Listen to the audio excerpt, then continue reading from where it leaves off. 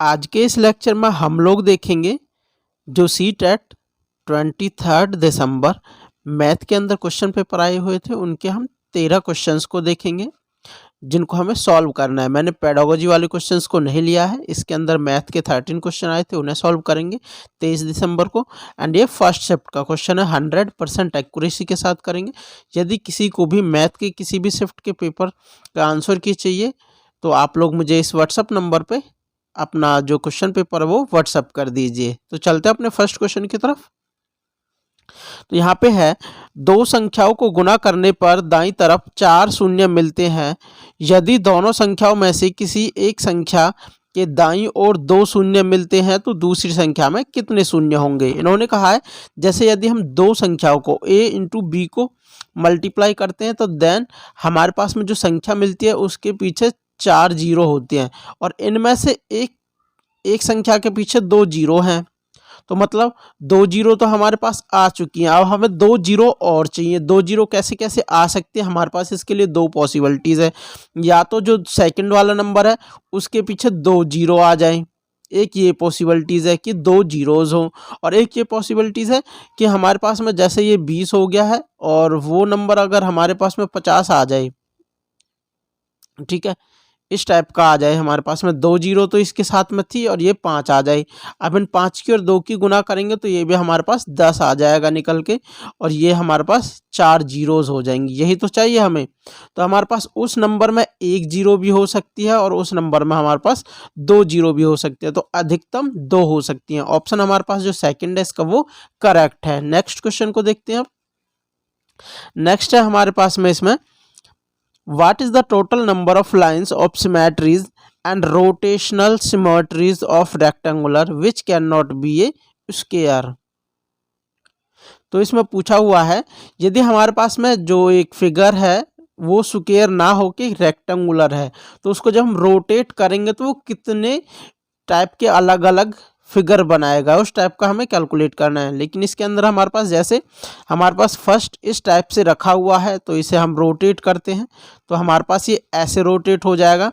Then फिर again rotate करेंगे तो ये वापस से इस टाइप का हो जाएगा। देन अगेन करेंगे तो ये इस टाइप का आएगा। ठीक है, तो यहाँ से अगर हम डिफरेंट रोटेशन देखें तो एक ये रोटेशन डिफरेंट है, एक ये रोटेशन डिफरेंट है। बाकी अगर इसको और इसको देखें तो ये दोनों सेम है, ऐसे ही इसको और इसको देखेंगे ये दोनों सेम है, ऐसे ही नेक्स्ट करेंगे तो भी सेम आने वाले हैं। तो हमारे पास केवल 2 रोटेशन आई है, तो 2 सिमेट्रियाँ, ऑप्शन थर्ड करेक्ट है। नेक्स्ट अब हमारे पास है, पटना के एक स्टेडियम में दौड़ने के लिए सिर्फ 800 मीटर का ट्रैक है। यदि आप स्टेडियम की ट्रैक पर 200 किलोमीटर 20 किलोमीटर की मैराथन दौड़ना चाहते हो तो आपको ट्रैक के कितने चक्कर लगाने पड़ेंगे। तो जैसे हमारे पास इस टाइप का एक ट्रैक बना हुआ है, इसकी 800 मीटर की लेंथ है और हमें भगाना है 20 किलोमीटर। तो 20 किलोमीटर को फर्स्ट ऑफ ऑल हमें करना है मीटर्स में कन्वर्ट। 20 किलोमीटर को यदि हम मीटर्स में करेंगे तो ये हो जाएगा 20,000, एक जीरो एक्स्ट्रा लग गया, 20,000, 1000 से मल्टीप्लाई करना पड़ता है 20,000 मीटर। तो कितने रोटेशन बनेंगे, number of rotation is equal to हो जाएगा 20,000 को हम 800 से डिवाइड कर देंगे। यही इसका करेक्ट आंसर है। तो 3 जीरो से 3 जीरो हम कैंसिल कर देंगे। फिर इसके बाद हम इसे 3 नीचे 800 है, ये 800, 2 जीरो से हम 2 जीरो कैंसिल करेंगे, फिर 8 से इसे काटेंगे, 8 दूनी 16, 4 बचे 0, 4 पंजे 20। तो हमारे पास टोटल रोटेशन कितनी आ चुकी हैं, 25 रोटेशन। तो ऑप्शन हमारे पास फोर्थ करेक्ट है। नेक्स्ट क्वेश्चन यहाँ पे है, भारत के एक मानचित्र पर दिल्ली से शिमला की दूरी 2.5 है। जैसे अब हमारे पास में ये दिल्ली लगा देते हैं, दिल्ली से शिमला की दूरी 2.5 है। देन इसने बोला है दिल्ली से देहरादून की दूरी 1.5 सेंटीमीटर है। यहाँ पे मैं बना देता हूँ देहरादून, ये है 1.5 सेंटीमीटर। एंड देन शिमला से मुंबई के बीच की दूरी 4.5 सेंटीमीटर। ये शिमला है, यहाँ पे कहीं मुंबई है, तो ये 4.5 सेंटीमीटर है। तो इसने कहा है शिमला से देहरादून की दूरी 2 है। शिमला और देहरादून इन दोनों के बीच की दूरी 2 सेंटीमीटर है। देन तो 1 सेंटीमीटर जो मानचित्र है उसकी 1 सेंटीमीटर हमारे पास में 250 किलोमीटर के बराबर है। 1 centimetre is equal to 250 kilometre. ठीक है। फिर कहा इसने हिया को देहरादून से शिमला होते हुए मुंबई की यात्रा करनी है। तो हिया यहाँ पे देहरादून है, उसे शिमला जाना है, देन मुंबई जाना है। ठीक है। तो उसे कितनी दूरी तय करनी पड़ेगी, ये हमारे पास में 2 सेंटीमीटर ये है और 4.5 सेंटीमीटर ये, दैट मीन्स 6.5 सेंटीमीटर हो गया। और 1 सेंटीमीटर हमारे पास कितने के इक्वल है, 250 के। तो हम इसमें 250 की मल्टीप्लाई कर देंगे। तो यहाँ से हमारे पास जब इसकी मल्टीप्लाई करेंगे तो ये आ जाएगा 1625 किलोमीटर। ठीक है। तो ऑप्शन यहाँ से हमारे पास में जो सेकंड है वो करेक्ट है। नेक्स्ट क्वेश्चन पे चलते हैं। नेक्स्ट क्वेश्चन है, दी गई संख्याओं के गुणनफल को चुनिए। देखो हमारे पास में ये संख्या दे रखी है, इसका गुना करना है। तो फर्स्ट ऑफ ऑल हमें इसका यूनिट डिजिट निकालना पड़ेगा। यूनिट डिजिट कैसे निकलता है, इन सब के जो लास्ट वाला अंक होता है उनकी हम मल्टीप्लाई करते हैं। ये 4 हो गया, ये 1 हो गया, 4 एकम 4, फिर देन इसके साथ 4 के साथ मल्टीप्लाई करेंगे तो 4 चौक 16। तो लास्ट वाला डिजिट कितना आया हमारे पास में, 6 आया।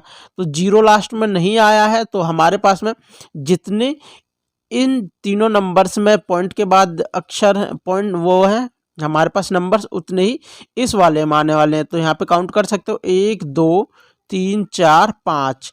तो पॉइंट के बाद हमारे पास 5 डिजिट आने वाले हैं। लेकिन यहाँ पे ऑप्शंस में देखेंगे तो यहाँ 4 डिजिट है, यहाँ देखेंगे तो 5 है, यहाँ 3 है, यहाँ 2 है। तो एक ही ऑप्शन है ऐसा जहाँ 5 है। तो हमारे पास में ऑप्शन सेकंड करेक्ट है। अगर आप मल्टीप्लाई भी करना चाहोगे तो भी यही आने वाला है। नेक्स्ट क्वेश्चन को देखते हैं। एक विद्यार्थी का स्कूल उसके घर से 5 किलोमीटर की दूरी पर है। यदि वह 100 मीटर प्रति मिनट की दर से 7:45 पर चलना शुरू करता है तो वह स्कूल कितने बजे पहुंच जाएगा। तो जैसे हमारे पास में इसका घर है यहाँ पे और उसका ये स्कूल है, 5 किलोमीटर है। 5 किलोमीटर को यदि हम मीटर में बनाएंगे, मीटर में क्यों बनाया जा रहा है, क्योंकि यहाँ पे जो उसकी चाल है वो मीटर में दे रखी है। वो हमारे पास में 1000 से मल्टीप्लाई कर देते हैं मीटर में बनाने के लिए, तो 5000 मीटर हो गया है। उसका स्कूल 5000 मीटर दूर है और 1 मिनट में वो 100 मीटर चलता है। ठीक है। तो हमारे पास 5000 मीटर मतलब 100 मीटर 1 मिनट में चलता है। तो 5000 मीटर कितने में चलेगा, वो 1/100 गुना में हमारे पास आ जाता है 5000। उसी प्रकार के सिंपल क्वेश्चन है। तो हमारे पास ये 50 मिनट में अपने घर से स्कूल जा सकता है और उसने चलना स्टार्ट किया है 7:45 पे। देन वो हमारे पास में 8:35 पे पहुंच जाएगा। जब हम 50 मिनट यहाँ पे ऐड करेंगे तो ये हो जाएगा 8:35। तो ऑप्शन फर्स्ट करेक्ट हो गया। नेक्स्ट क्वेश्चन को देखते हैं अब। नेक्स्ट है हमारे पास में 2 सही 3/4 किलोग्राम और 3 सही 1/4 किलोग्राम चीनी के पैकेटों से 1/8 किलोग्राम चीनी के कितने पैकेट बनाए जा सकते हैं। तो हमें सबसे पहले तो टोटल चीनी कितनी किलोग्राम है वो कैलकुलेट करनी पड़ेगी। इस टाइप के क्वेश्चंस में जो हमारे पास फ्रैक्शन से बाहर दे रखे होते हैं नंबर, उनको हम डायरेक्ट ऐड कर सकते हैं। ठीक है।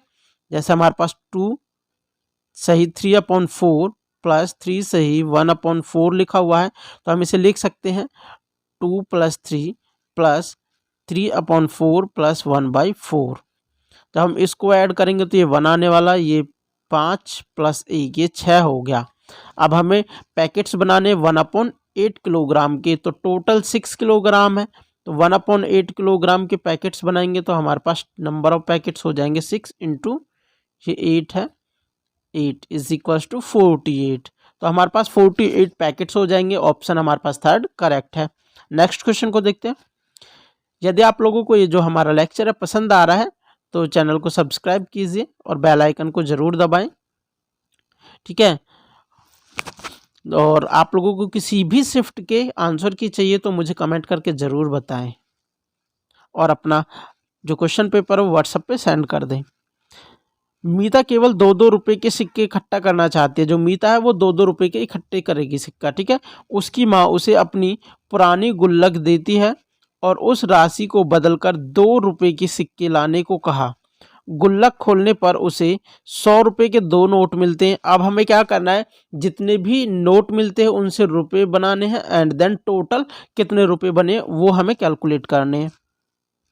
तो 100 रुपये के हमारे पास में 2 हैं नोट, फिर कह रही है 3 रुपये के 20 रुपये के हमारे पास 3 नोट हैं, 20 रुपये के हमारे पास 3 नोट हो गया।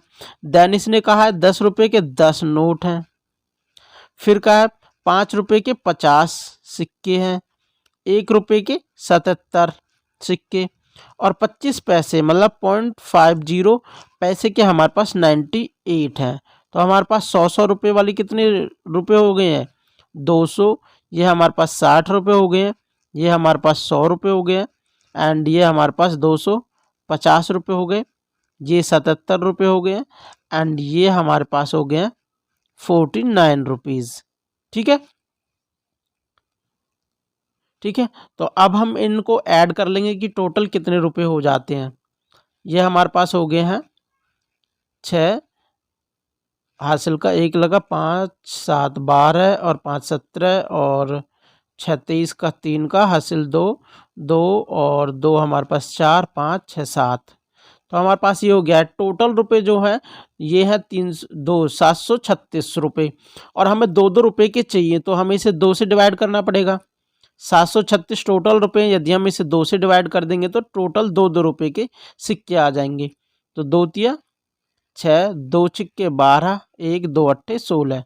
तो हमारे पास 368 टोटल सिक्के आ गए। तो ऑप्शन करेक्ट, फर्स्ट वाला करेक्ट है। नेक्स्ट क्वेश्चन को देखते हैं अब। नेक्स्ट है हमारे पास दो अंकीय संख्या के अंकों का योग 12 है। तो इसे हम ऑप्शन से करेंगे तो हम देखेंगे सभी का योग हमारे पास 12 आ गया है। यदि इस संख्या में से उस संख्या का 3 गुना घटाया जाए,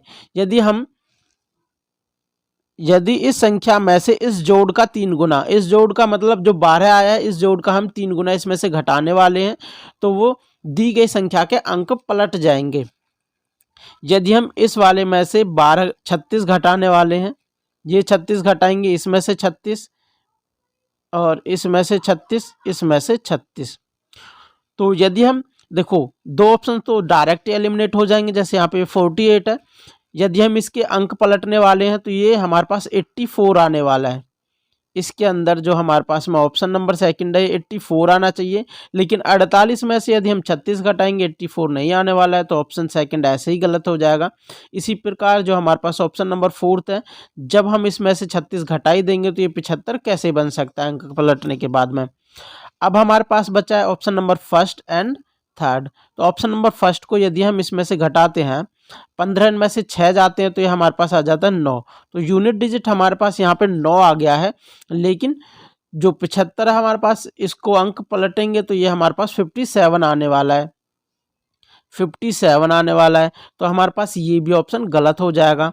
अब यदि हम थर्ड वाले ऑप्शन को देखेंगे तो वो डायरेक्ट ही ठीक हो जाएगा, पर आप लोग इसे हटा के देख सकते हो। तो 14 में से 6 जाने वाले तो ये 8 हो जाएगा एंड देन 7 में से 3 जाएंगे तो ये हमारे पास 4 हो जाएगा।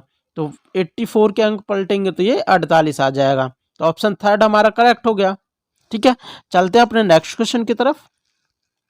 नेक्स्ट है हमारे पास संख्या 24,879 को 27 और 36,000 ये 3,67,842 को 23 से भाग देने पर आने वाली शेषफलों के योग को 4 से विभाजित करना है।